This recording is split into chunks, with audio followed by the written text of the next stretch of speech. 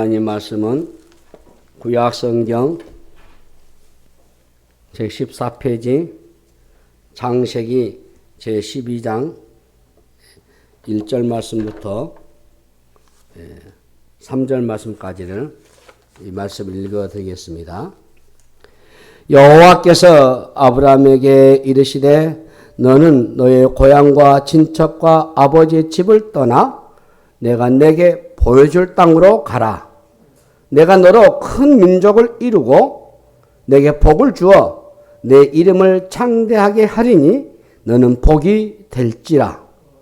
너를 축복하는 자에게는 내가 복을 내리고 너를 저주하는 자에게는 내가 저주하리니 땅의 모든 족속이 너로 말미암아 복을 얻을 것이라 하신지라. 아멘. 우리 옆에 계신 분 함께 인사 나누시겠습니다. 이 자리에 오신 당신은 이 세상 가장 아름다운 분이십니다. 예, 같이 인사 나누시게요. 이 봄으로 시작하는 말이 참 좋은 것 같습니다. 봄의 완연한 이제 날씨가 됐기도 하고, 요즘 같은 이 봄철날 예쁜 꽃들, 참 봄꽃, 또 봄바람, 또 봄나물들, 예, 그리고 봄나들이, 그러죠? 시편 25편 15절 말씀 보면은 내 눈이 항상 여호와를 바라보문,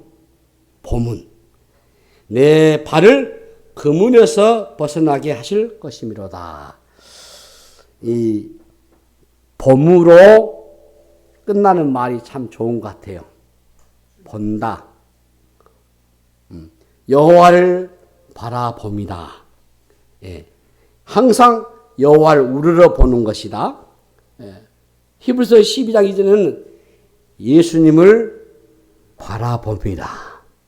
예. 상 주심을 바라봅니다. 나를 돌아봄. 나는 어떤 봄을 누리고 있는지 여러분 다시 한번 깊이 묵상하면 좋겠어요. 기도하겠습니다. 하나님 아버지, 오늘 또 우리가 예수님을 생각하고 예수님을 바라봄을 주시니 감사합니다. 주님 믿고 나왔사오니 은혜를 입히시고 풍성과 부유함을 주시며 치유함과 회복함으로 복받는 저희들 되게 하옵소서. 주의 말씀으로 우리를 다스리시옵시고 오늘 대면하며 또 영성 예배하는 우리 모든 성도들 어디 있든지 간에 살피시고 주의 은혜와 주의 복으로 충만케 하여 주시옵소서. 말씀을 보게 하시고 말씀을 듣게 하시고 말씀을 새기게 하시고 그 말씀을 깨닫도록 성령이며 은총을 내려 주시옵소서. 감사하고 우리 구주 예수 이름으로 간절히 기도하옵나이다. 아멘. 이 창세기 1장 1절부터 지난 35주에 걸쳐서 여러분들이 하나님의 말씀 창세기를 통해서 우리 하나님의 큰 그림을 보았습니다. 창조와 타락이라고 하는 그림이죠. 하나님이 창조하신 세상은 인간의 죄로 인해서 망가져 버렸어요. 그래서 창세기 1장과 2장은 참 우리 하나님 보시기에 좋았던 세상이었습니다. 그런데 3장에서 인간의 이 죄로 모든 것이 망가졌어요. 4장 이후부터는 이 죄로 인해서 급격히 인류가 몰락했습니다. 창세기 1장부터 11장까지가 이 반복되고 있는 죄의 참상을 보았습니다. 우리가 죄 앞에서 무력하고 죄의 성향들이 일어나는 것은 결코 우연이 아니죠. 말씀을 통해서 그 뿌리가 창세기에서 시작되는 것을 발견했습니다. 인류가 아담의 후손이라는 사실을 절감하게 되는 거죠. 창세기 11장 바벨탑 사건은 우리 인류의 미래가 불투명하고 더 이상 소망이 없음을 가르쳐주는 상징적인 사건이었습니다. 그런데 이 11장 하반부에 족보 가운데 셈의 계보가 나와요. 거기에 데라의 자손 아브라함이 언급이 되면서 먹구름이 서서히 거치는 것을 봅니다. 마침내 이 12장에 이르러서 거대한 봉우리가 드러나는데 우리 하나님의 그야말로 거대한 이 구원의 계획의 전모가 이 창세기 12장에서 확연하게 드러나고 있습니다. 하나님이 한 사람을 불러내셔요. 바로 그가 아브라함입니다. 그동안의 얘기는 주로 아담과 이게 연결되어 있었잖아요. 그런데 이제 아담이 아니고 아브라함에게로 이게 넘어가고 있어요. 저주 아래 있던 인간에 대한 구원의 얘기가 아브라함부터 시작이 됩니다. 아담으로부터 시작된 죄의 징벌이 아브라함으로서 구원이 시작이 되고 예수님으로 절정에 이르게 돼요. 하나님은 한 사람과 언약을 맺으심으로 새로운 일을 시작하게 하셔요. 하나님의 구원의 의지가 드러나고 있는 오늘 본문이 이 우리가 읽은 창세기 12장 1절에서 3절의 내용인 것입니다. 이전과는 전혀 새로운 차원으로 인류를 대하겠다 하는 우리 하나님의 그 의지, 한 그 결의가 잘 나타나 있습니다. 그리고 하나님은 에덴을 잃어버리고 방황하는 인간에게 새로운 땅의 약속을 하셔요. 저주 아래에 있던 인간에게 하나님이 복을 약속하셨습니다. 그것은 원죄로 드러나 있던 저주를 풀어내는 일이죠. 자, 이 창세기 12장은 구체적인 구원의 출발점이에요. 1절에 여호와께서 아브라함에게 이르시되 너는 너의 고향과 친척과 아버지의 집을 떠나 내가 내게 보여줄 땅으로 가라 라고 말씀하셔요. 자, 여러분 여기에서 구원이 무엇이죠? 구원이란 어디론가부터 이끌어내는 것이거든요. 그러니까 어디로부터 이끌어내십니까, 여러분? 죄로부터, 사망의 관수로부터, 저주 아래에 있는 삶으로부터 이끄셔요. 하나님의 구원은 이처럼 이끌어내는 것, 불러내심으로부터 시작이 되는 것입니다. 그래서 구원의 서정의 첫 번째 단계가 콜링, 소명입니다. 부르심이에요. 아브라함을 갈대아 우르에서 이방 우상신을 섬기던 그곳에서부터 불러내셨어요. 나오게 하셨습니다. 부름을 받기 이전에는 철저히 눈이 가려워져 있었잖아요. 우리가 놓치지 말아야 할 것이 있어요. 아브라함이 스스로 하나님을 찾아간 게 아니에요. 하나님이 구원을 베풀기 위해서 찾아오셨던 것입니다. 하나님이 찾아와 주신 거예요. 우리에게 믿음이 먼저 있었던 게 아니요. 하나님이 먼저 불러주신 겁니다. 구원은 철저히 하나님의 편에서 시작이 됐어요. 만약 하나님의 주도하심이 없었다고 한다면 우리의 믿음은 성립되지 않습니다. 구원이 이루어질 수 없어요. 어느 날 여호와께서 아브라함에게 나타나셨습니다. 하나님이 자신을 드러내신 거죠. 오늘 말씀으로 찾아오셨어요. 하나님이 찾아오셨다고 하는 것이 매우 중요합니다, 여러분. 만약 이 구원의 문제가 인간의 편에서 시작이 되었다고 한다면 그건 참 불안한 일이죠. 인간이 스스로 구원을 이룰 수 있겠습니까? 창세기에서 본 우리의 인간은 소망이 없잖아요. 언제나 인간은 미숙했고 불완전했어요. 길을 잘 잃어버려요. 실패의 연속이죠. 구원은 그래서 하나님의 가장 큰 일입니다. 제가 신학교에 막 처음 입학했을 때 하나님의 큰 일이라는 책을 제가 사봤어요.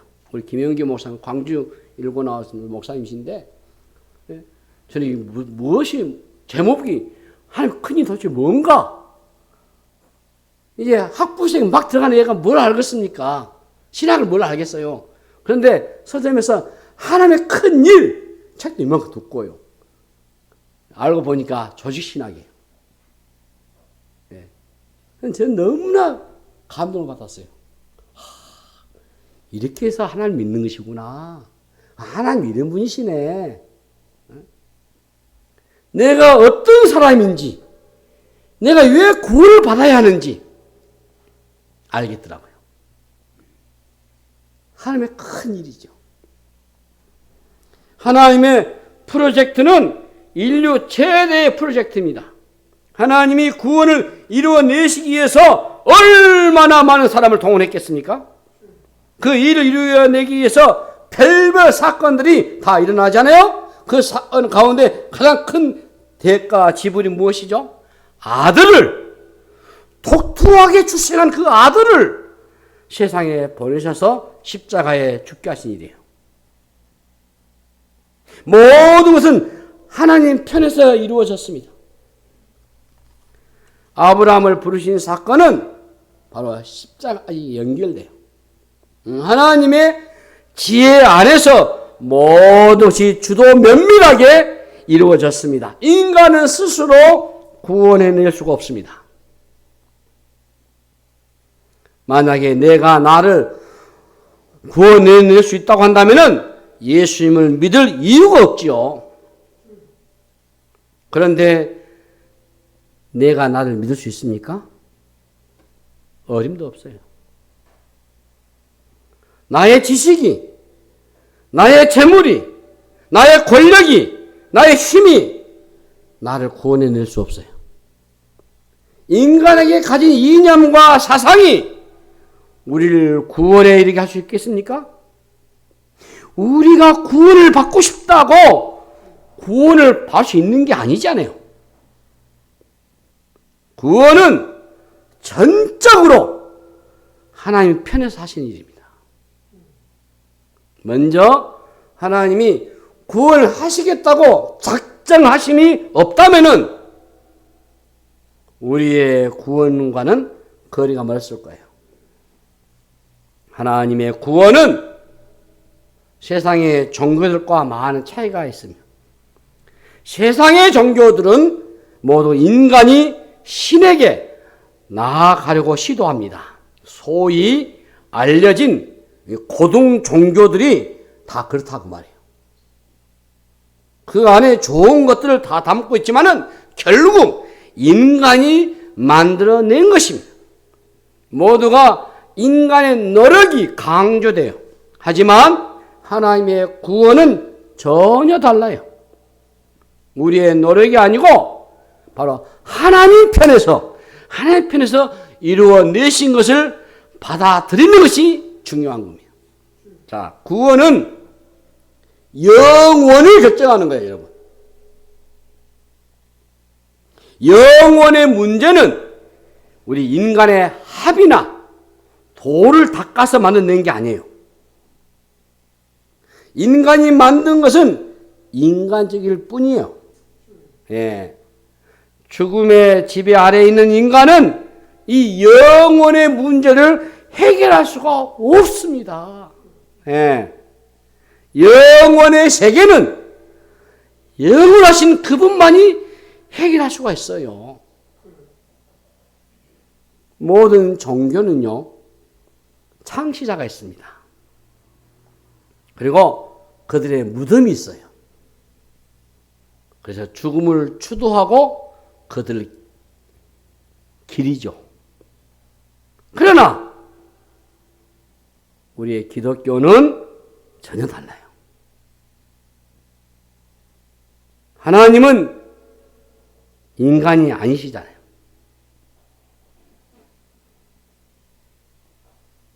주님은, 예수님은, 그리스도는 부활하신 하나님이시다. 오직 하나님 편에서만 이 구원의 문제를 해결할 수 있어요. 인류에게 찾아온 이 죽음의 문제, 이 영원의 문제는 인간에게서는 결코 답이 없습니다, 여러분. 인간은 스스로 하나님을 찾지도 않습니다. 그래서 로마서 3장 10절 11절에 기록된 바 의인은 없나니 하나도 없으며 깨닫는 자도 없고 하나님을 찾는 자도 없고 이렇게 말씀하셨어요.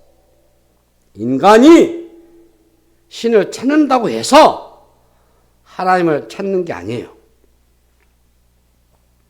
인간이 신을 찾을 때 그 신은 하나님이 아니에요. 오직 자기의 목적을 이루기 위한 수단으로 신을 구할 뿐이지, 눈이 완전히 감겨진 상태, 죄로 어두워진 영혼은 하나님을 찾고자 하지 않습니다. 그렇기 때문에 하나님이 아브라함을 찾아오시고 불러주셨다는 것이 얼마나 놀라운 은혜인지 모르잖아요. 얼마나 놀랐습니까?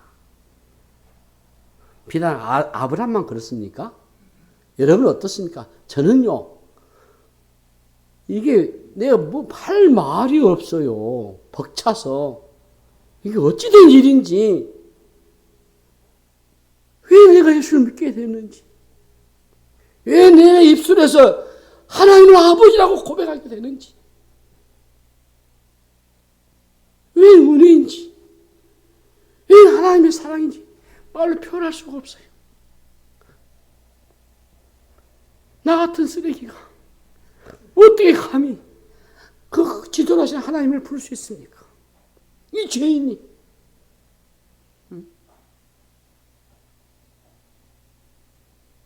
썩어 냄새나는 추악한 죄인이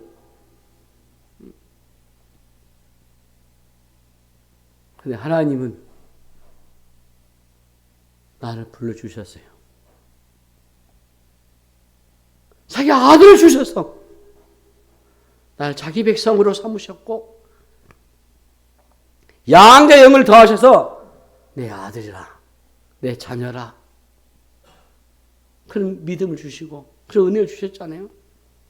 그렇다면은 이 하나님의 부르심할 때 우리가 어떻게 해야 되겠습니까?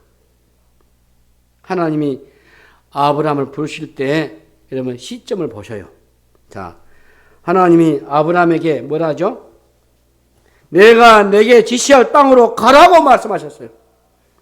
이 말씀은 무엇을 알려주고 있습니까? 하나님은 어디로 가야 할지 알려주지 않았어요. 그냥 가라고만 말씀하셨지. 내가 내게 지시할 땅으로 가라고 말씀했어요. 그냥 가라고 한 거예요. 막연하지요. 우리는 무엇인가 확실한 것을 보여주셔야 우리는 움직이잖아요. 합리적인 설명이 가능하셔야 우리가 움직이잖아요. 그런데 여러분, 믿음의 세계는 다릅니다.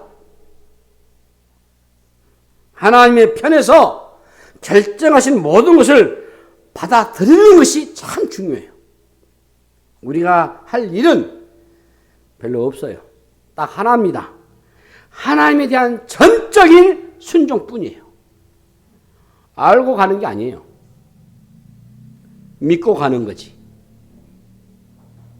여러분 다 알고 갑니까? 그렇지 않잖아요. 믿고 가는 거예요. 중요한 것은 누가 부르셨는가에 대한 모든 게 다 달려있어요. 자, 모세에게 어느 날 하나님이 찾아오셔가지고 애굽에서 고통받는 백성들에게 네가 구출을 내라 하는 명령을 모세가 받았습니다. 얼마나 황당했을 것 같습니까, 여러분? 모세 황당하죠. 하나님께서 자신이 어떻게 그 바로 왕 앞에 가갈 수 있겠냐라고 말하면서 누가 너를 보냈다고 말하면 어떻게 대답해야 하는지를 물었어요. 예. 그때 하나님이 뭐랍니까? 하나님이 당신을 소개해요. 이게 출애굽기 3장 14에 나와요. 하나님이 모세에게 이르시되 나는 스스로 있는 자이니라. 또 이르시되 너는 이스라엘 자손에게 이같이 이르기를 스스로 있는 자가 나를 너희에게 보내셨다 하라. 전능하신 여호와가 너를 보냈다는 말씀만 듣고 모세가 바로 왕에게 간 겁니다. 이게 바로 믿음이에요. 이게 믿음이에요, 여러분. 미래에 무슨 일이 일어나는지 알 수 없어요. 그렇죠? 확실한 것은 나를 보내신 분이 전능하신 분이라는 거 하나뿐이에요. 예. 그래서 믿음은 다른 게 아니에요, 여러분. 하나님에 대한 반응이에요. 반응. 여러분, 순종이 어려운 것 같지만은 누가 인도하느냐에 따라서 달라져 버려요. 아브라함은 하나님의 명령 앞에 온전하게 반응하죠. 구원은 하나님이 책임지시기로 하신 일이에요. 그래서 하나님이 이끄신 대로 한 겁니다. 이런 믿음이 무엇이죠? 믿음은 딱 기억하세요. 하나님에 대한 전적인 의존입니다. 이게 믿음이에요. 하나님께 대한 전적인 의존. 아브라함은 오늘 본문 이전에 아마 미리 하나님을 여러 번 만났던 것을 보여줘요. 하나님에 대한 신뢰가 있었던 것 같습니다. 다르게 얘기하면은 하나님이 아브라함에게 믿음을 심어주신 것 같아요. 갈 바를 알지 못하고 나가는 것은 믿음이죠. 그런데 그 믿음조차도 아브라함부터 온 게 아니고 하나님이 심어주셨어요. 우리가 믿고 말하는 것은 중요하지 않습니다. 하나님이 계신가가 더 정확한, 더 핵심적인 거예요. 하나님이 안 계시면 내가 아무리 믿습니다라고 말해 보셔야 소용없는 게 아니요.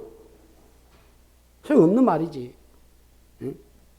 우리 무속 종교가 다 그러지 않습니까? 신이라는 존재가 무엇인지도 잘 모르고 그냥 빌기만 하잖아요. 확실하지 않기 때문에 얼마나 더 열심히 냅니까? 새벽부터 일어나가지고 목욕 제기를 다 하고 얼마나 공을 많이 들입니까? 또 드리고 또 드리고 빌지 않아요. 빌어 막 하늘 쳐다보고 물 떠놓고 다 그래 왔어요. 믿음은요 수고와 열심히 문제가 아니요. 지성이면 감태는 말 아니란 말이죠. 우리는 아브라함을 믿음의 조상이라고 부르거든요. 그런데 믿음이 도대체 어디서부터 옵니까, 여러분? 경험을 해보셨겠지만 내가 믿고 싶다고 믿어지는 게 아니잖아요. 부모님이 목사님이시고 몇 대대로 내려오는 신앙의 집안에서도요. 죽어도 나는 못 믿겠다고 하는 사람도 있어요. 믿음의 환경 속에서 살았지만은 믿음과 거리가 먼 사람도 있어요. 심지어 안 믿는 정도가 아니고 믿는 사람을 핍박하고 결사 반한다는 사람도 있어요. 신은 죽었다고 외쳤던 철학자 니체가 아버지가 목사예요. 그러면 여러분 믿음은 도대체 어떻게 생기는 것입니까, 여러분? 한마디 표현해서 신비로워요. 저 경험은 너무 신비로워요. 나 같은 것이 어떻게 믿음을 가졌을까? 이해할 수가 없어요. 그냥 신비로운 것뿐이에요. 배운 것도 아니고 들은 것도 아니고 경험한 것도 아니고 이 믿어지더라고요. 하나님이 계신 것이 믿어지고 하나님이 내 아버지 것이 믿어지고 예수님이 나의 구원자를 믿어지고 이 신기하고 놀라운 일이에요. 신기하고 놀라워요, 나는.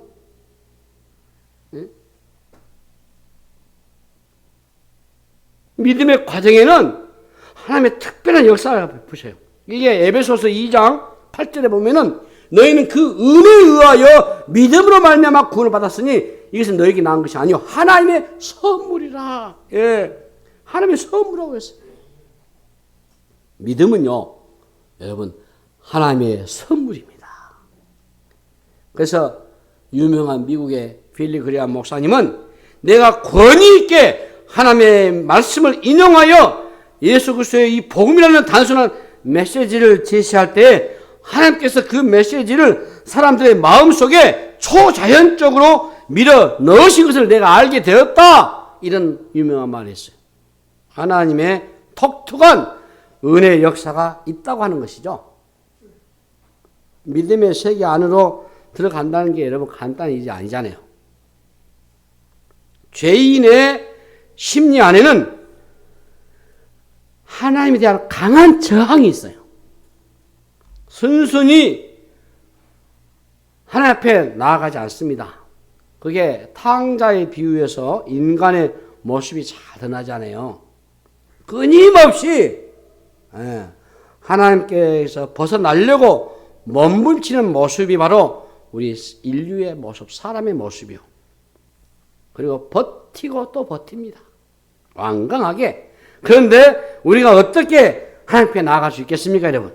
하나님이 우리 그 완강한 저항보다 더 강력한 은혜를 쏟아 부으셔서 결국 하나님 앞에 무릎을 꿇게 하셨기 때문이지 않습니까?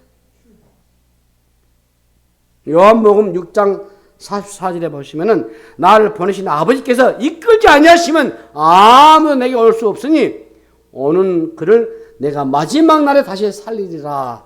주님 말씀하신 거예요. 주님은 택한 백성들을 구원의 길로 이끌어내셔요. 아브라함을 얘기할 때 아브라함의 믿음을 강조하지만은 사실 그 믿음은 하나님이 행하신 거죠. 우리는 거대한 구원 안으로 들어오도록 이끄시는 하나님의 손길을 기억하셔야 돼요. 그래서 구원은 딱 이렇게 기억하셔야 돼요. 하나님 편에서 시작이 된 겁니다. 예. 우리가 믿음을 가지고 구원의 길로 들어간 것은 전적인 하나님의 은혜인 것입니다. 하나님이 우리를 믿음의 길로 이끌어 주지 않으셨다면 오늘 저와 여러분 여기 있지 않지요. 예수님이 공생의 동안에 매우 싫어하던 사람들이 있어요. 그게 누구죠? 바리새인들입니다. 그들은요, 바리새인들은요, 그 당시 바리새인들은 종교적으로 행위로는요, 흠잡을 데 없는 사람들이요. 그런데 왜 예수님이 그들을 싫어하고 미워했겠습니까? 그들은요, 자신의 행위로 구원의 근거로 삼았기 때문에 주님이 분노하신 거예요. 열심히 있었지만 하나님을 빼버리는 열심이었어요. 그네들의 행위가 자랑이 되고 의가 되어버린 겁니다, 여러분. 제가 늘 강조하지만 여러분의 의를 너무 내세우지 마세요. 좀 더 비유하자면 여러분 상을 여기서 다 받지 마세요. 그럼 하늘나라에서는 상이 어디 있겠습니까? 그러니까 상 받을 일을 열심히 하시되 상은 주의 나라에서 받으시길 바랍니다. 이 땅에 상 다 받으지 마세요. 다 상을 받으려고 여러분 그런 행동 취하지 마세요. 본인에게 유익하지 않습니다. 인간이 스스로 하나님에게 나아갈 수 있는 것처럼 착각해버렸잖아요. 성경이 말하고 있는 인간의 모습을 여러분 정확히 아셔야 됩니다. 우리가 창세기 1장, 2장 쭉 해서 인간에 대해서 지금 이 설교의 핵심은 내가 누구인가를 제대로 보셔야 돼요. 성경에서 답을 해주잖아요. 이미 확인했잖아요. 성경 전반을 거쳐서 인간을 정확히 보셨잖아요. 인간은 길을 잃어버렸어요. 본질상 진노의 자녀들이고 허물과 죄로 이미 죽었다 대단한 사람들이에요. 우리는 모두가 좌우를 분별치 못하는 자들입니다. 아버지를 떠난 탕자들이었고 목이 곧은 백성들이었어요. 그래서 에베소서 2장 12절 말씀에 그때 너희는 그리스도 밖에 있었고 이스라엘 나라 밖의 사람이라. 약속의 언약들에 대해서는 외인이요 세상에서는 소망이 없고 하나님도 없는 자이더니. 예, 딱 맞잖아요. 그런데 하나님은 우리를 그대로 내버려 두지 아니하시고 친히 찾아와 주셨습니다. 아브라함을 부르신 하나님은 오늘 또 잃어버린 영혼들을 불러내신 거예요. 하나님이 불러내시는 방식은 다양해요. 어떤 분은 젊은 날에, 어떤 분은 인생의 황혼기에, 또 어떨 때는 절망적인 상태에서 부르셔요. 그토록 버티고 도망쳤는데 도무지 더 이상 정할 수 없는 하나님의 은혜가 임해서 두 손 번쩍 들고 항복해서 죽게 나온 사람도 있습니다. 내가 의지하고 기대했던 것 모든 것들은 더 이상 날 지켜주지 못한다는 것을 깨닫게 될 때에 하나님에게서 나오게 돼요. 오늘 또 하나님은 계속해서 이 구원의 길로 우리를 부르고 계신 거예요. 다 세상은 지금도 신음하고 고통하고 있어요. 원인은 뭐겠습니까? 죄로 인해서 하나님과 분리됐기 때문에 그렇잖아요. 하나님을 떠난 인간에게는 생명이 없잖아요. 아들이 없는 자는 생명이 없고 하나님의 아들이 있는 자에게 생명이 있다고 요한일서 5장 10절 말씀하셨잖아요. 하나님은 생명의 근원이셔요. 하나님을 떠난 인간은 생명을 잃어버린 상태입니다, 여러분. 살아있는 것처럼 보이지만 실제는요, 죄와 허물로 인해서 죽어버린 거예요. 영적인 기능이 전혀 작동되지 않습니다. 좀 비유해보자면 이미 뿌리가 뽑힌 나무와 같아요. 일시적으로는 푸르고 잎사귀가 있어서 살아있는 것처럼 보이지만 아니요. 죽어가고 있는 거예요. 시간이 흐를수록 시들고 말라져서 결국은 죽음이 기다리고 있는 겁니다. 생물학적으로 살아있을 뿐 죄 아래에 있는 인간은 모두가 그래서 시한부 인생이죠. 생명의 힘이 아니고 죽음의 힘이 지배하고 있잖아요. 이걸 거부할 수 있겠습니까? 거역할 수 없는 겁니다. 믿음 안에서 얻는 구원이 어떤 거죠? 구원이라는 것은 하나님으로부터 새로운 생명을 얻는 것이에요. 죄 아래 살아갈 때 가졌던 생명은 사실 생명이라 말하기 어려워요. 생명이긴 하지만 매우 일시적이고 한계를 가진 거예요. 저주 아래 겨우 일시적으로 버텨내는 생명일 뿐이요. 바람 앞에 어때요? 촛불과 같은 생명이죠. 사망의 권세 아래 지배를 당한 생명이기 때문에 항상 불안한 겁니다. 우리도 이전에는 그렇게 살아왔더랬어요.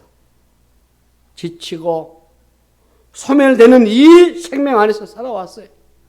그러나 이제 그리스도 안에서 영원한 생명을 얻게 된 줄로 믿습니다.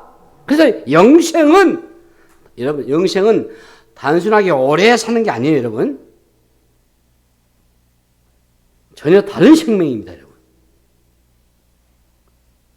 하나님의 생명과 연결된 생명이에요. 그 생명은 끊임없이 하나님으로부터 공급되는 참 생명이에요. 더 이상 사망의 권세가侵略하지 못하는 생명을 얻게 됐습니다. 이것이 바로 아브라함에게 약속한 복이에요. 이 생명의 질은 우리가 한 번도 맛보지 못한 것입니다. 하나님과 함께 삶을 누리는 복, 하나님의 사랑 안에 거하는 복, 장차 새하늘과 새 땅에서 누릴 복이지 않아요. 하나님으로부터 보시는 생명의 에너지가 모든 걸 바꿔놔버린 거예요. 죽음의 기세도 하나님이 주신 생명 안에서는 꺾여버려요. 이것이 그리스도 안에서 구원을 얻는 백성에게 주셔진 참 생명인 것이요. 오늘 또 부르시는 하나님의 음성에 여러분들이 귀를 기울이시고 믿음으로 반응할 수 있기를 바랍니다. 오늘 본문의 말씀처럼 하나님이 부르시는 그 음성에 여러분 꼭 반응을 보셔야 돼요. 그래서 본문에서 두 가지 동사를 주목해 보세요. 아버지의 집을 떠나, 아버지의 집을 떠나, 또 하나는 내가 내게 보여줄 땅으로 가라. 이 말씀이 뭐죠? 더 이상 저항하지 말고 하나님이 내미신 구원의 손길을 붙잡으라는 말씀이죠. 기독교는 신에게 도달하려는, 득도하려는 그런 종교가 아니에요. 우리의 노력이나 열심히 무엇을 얻어낼 수 있는 종교가 아니에요. 저는 개인적으로 우리 대통령이 나라에 좀 오르면은 종교 지도자를 불러요. 기독교, 불교, 천주교, 유교 다 불러요. 거의 7대 종교. 저는 거기에 목사님 안 갔으면 좋겠어요. 기독교는. 다르잖아요. 어떻게 들고 갔습니까?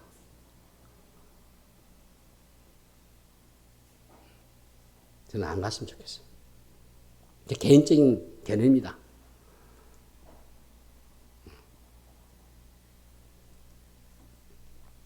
일반 종교는 우리는 다르잖아요. 제가 아까 표현을 고등 종교다 했습니다. 사람이 만드는 고등 종교죠. 그럼 우리가 믿는, 예수를 믿는 예수교, 이 기독교는요, 그게 보면 안 돼. 똑같이 치고 보면 안 돼요. 저는 콘레스 반틸이 주장했던 변정학에서 저는 그걸 지지합니다. 우리 기독교는 전제주의 입장이에요. 좀 어려운 용어입니다만은 꼭 기억하셔서 그게 무엇이냐면 기독교만이 구원이다. 예수만이 구원이다. 전제하는 겁니다. 하나님만 유일한 신이다. 전제하는 겁니다. 예수님만이 유일하게 동정에 탄생했잖아요. 예수님만이 유일하게 십자가에 죽으셨잖아요. 예수님만이 유일하게 부활하셨잖아요. 그걸 전제로 하고 사람을 접근하는 겁니다. 그래서 복음을 전하는 겁니다. 그게 콘레스 반틸이 주장하는 변정학이에요. 저는 그게 옳다고 봐요. 예수를 믿어야 구원을 받는데 그러면 병도 낫고 부자도 되고 그 하나의 방법의 미미한 것뿐이에요. 그것 상관없이 예수님이 우리의 구원이고 예수님이 우리의 생명이고 예수님만이 우리의 구원하는 것을 확실히 우리가 믿고 받아들이는 것. 우리의 노력이나 열심히 무엇을 얻을 수 있는 그런 종교가 아니잖아요. 우리가 할 일은 하나님이 이미 이루어 놓으신 그 구원의 잔치에 참여하기만 하면 되는 겁니다. 하나님은 부인할 수 없는 은혜의 손길들로 오늘 또 다양한 방식으로 우리를 보여주세요. 지금도 하나님은 구원의 기회를 활약해 주시잖아요. 한 번도 아니고 반복하고 또 반복해 주시잖아요. 그때 뿌리치지 말고 받아들이셔야 돼요. 그게 우리는 흔히 믿음이라고 말할 수 있는 겁니다. 자, 여러분 어떠십니까? 하나님이 믿어지셔요? 구원의 거듭 이 계획들에 여러분의 마음에 와 닿습니까? 하나님이 우리를 위해서 어떤 일을 행하셨는가를 들으면서 여러분 어떤 생각이 이런 만에 찾아옵니까? 응? 오늘 설교를 듣는 것, 설교 자리에 앉아있는 것 또한 하나님 주신 기회입니다. 어떤 분에게 예수를 믿느냐라고 질문을 던지면은 나는 교회에 다닙니다 라고 대답하는 사람도 있어요. 교회를 다닌다는 답은 예수를 믿는 질문에 대한 답이 아니죠. 예수를 믿느냐라고 물으면은 나는 믿는다, 나는 안 믿는다 라고 해야지 그게 바른 답이지. 그런데 왜 예수를 믿느냐고 묻는데 어느 교회를 다닌다라고 대답할까요? 교회를 다니지만 예수를 믿는다는 대답은 할 확신이 없기 때문에 그래요. 예수를 믿는 것과 교회를 다니는 것은 연관성은 있겠지만은 전혀 연관성이 없을 수도 있어요. 교회를 다니지만 예수와 전혀 상관이 없는 자로 살아갈 수 있어요. 이 질문에 정직하게 답을 하셔야 돼요. 교회를 다닌다가 아니고 예수를 믿는다라는 고백이 있으셔야 되는 겁니다. 자, 따라서 합시다. 주 예수님, 주 예수님, 내가 주를 믿습니다. 다시 한번 하십시다. 십자가에 피 흘려 나를 구원하신 주 예수님, 내가 주를 믿습니다. 반복하고 늘 고백하고 또 반복 고백하셔. 제가 신앙은 고백이라 했잖아요. 예수를 믿는다고 고백하는 게 그렇게 중요한 것입니다. 그런 고백을 한다면 놀라운 일이 일어나죠. 역사적 순간이고 그게 바로 기적이죠. 하나님의 거대한 손길에 항복한 사람들만이 할 수 있는 고백이지 않습니까? 그래서 나는 예수님을 주로 믿습니다. 응? 나는 십자가에 죽으신 주 예수님을 믿습니다. 이런 순수한 고백이 우리 입술에서 나온다면 그건 기가 막힌 역사고 하나님의 은혜죠. 이런 고백이 우리의 존재를 송두리째 바꾸는 전환점이 될 수 있습니다. 고백하는 그 순간 아버지 집을 떠나 내가 내게 보여줄 땅으로 가라고 하는 이 명령에 순종하는 것과 똑같습니다.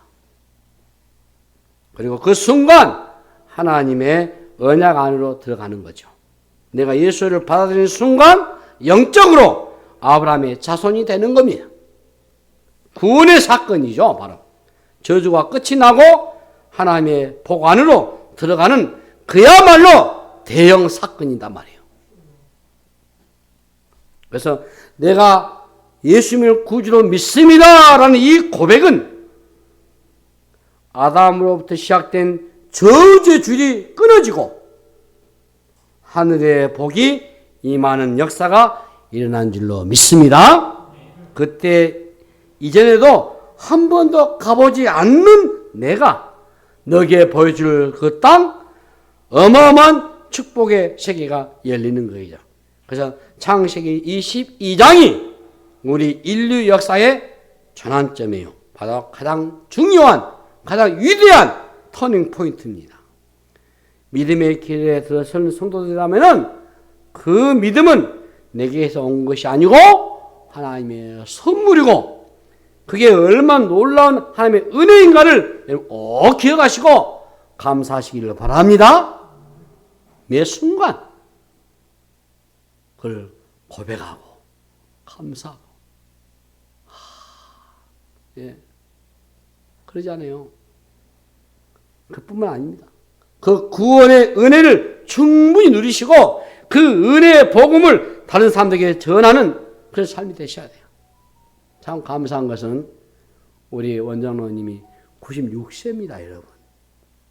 예. 몸도 불편하시죠? 예, 연로하시니까. 그럼에도 불구하고 참 죄송합니다. 엘리베이터에 있으면 얼마나 좋았을까.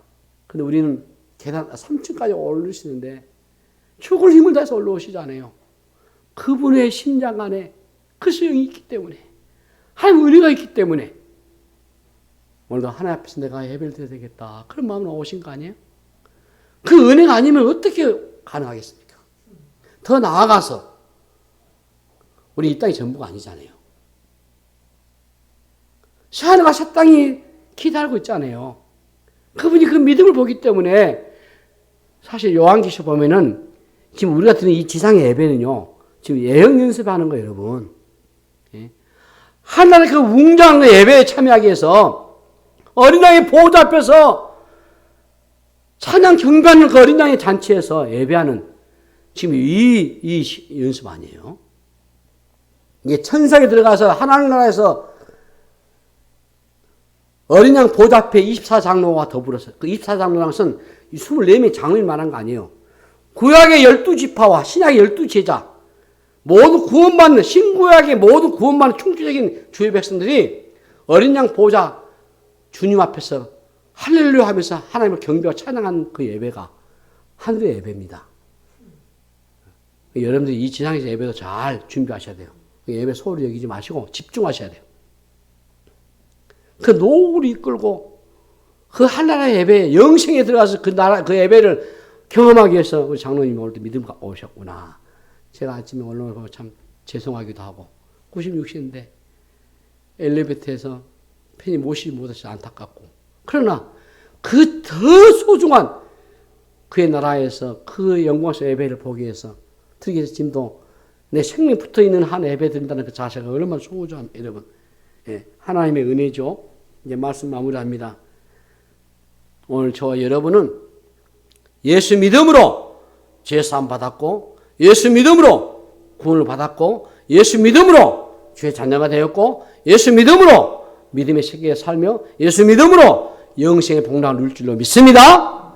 이 크신 은혜를 늘 감사히 여기시고 감격하시고 그리고 아직도 주를 알지 못한 많은 심령들에게 여러분들이 경험한 이 구원의 감격을 나누어 전하고 그들에게도 구원의 은혜가 임하도록 여러분들이 힘을 쓰시고 그래서 하나님 놀라운 새로운 부르심에 힘을 얻는 그 역사 되시기를 주님의 이름으로 축복합니다. 하나님 아버지 은혜를 감사합니다. 구원받는 이 감격과 이 감사와 이 은혜를 다시 한번 누리게 되니 감사합니다. 오늘 아브라함 부르시는 그 하나님의 그 은혜가 오늘 우리를 부르신 줄로 믿습니다. 구원의 감격 속에서 믿음을 승리해 나가는 저희들 되도록 역사하여 주시옵소서. 감사하고 우리 구주 예수 이름으로 간절히 기도하옵나이다. 아멘.